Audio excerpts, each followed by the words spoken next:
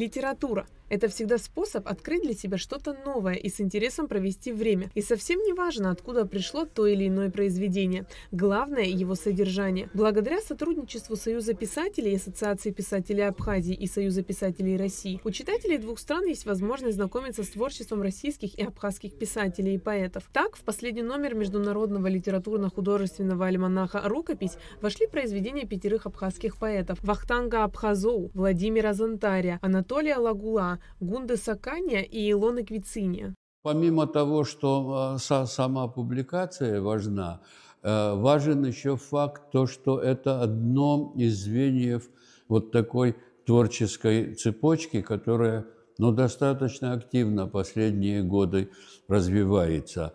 И это очень здорово. Значит, есть люди в России, которых я называю подвижниками, которые любят нашу республику, ценят ее культуру, литературу и оказывают максимальное содействие.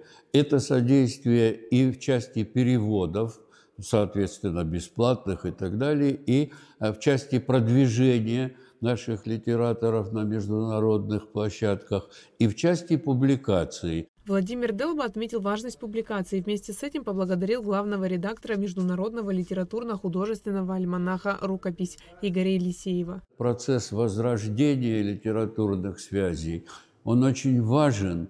И иногда мы сами, абхазские писатели, еще не вошли в ритм, проявляем некую инертность. Вот от этого надо уходить и пользоваться тем, что вот российская интеллигенция относится достойно к нам и достойно оценивает уровень нашей культуры. Стоит упомянуть о том, что в России с 2020 по 2025 годы выпускались другие произведения писателей нашей республики. Например, сборник произведений абхазских писателей под названием «Абхазские рассказы», сборник стихов современных абхазских поэтов «Сухумская крепость». А Союз писателей Абхазии сейчас готовит к изданию сборник стихов современных российских поэтов в переводе на абхазский язык под названием «Луна и море».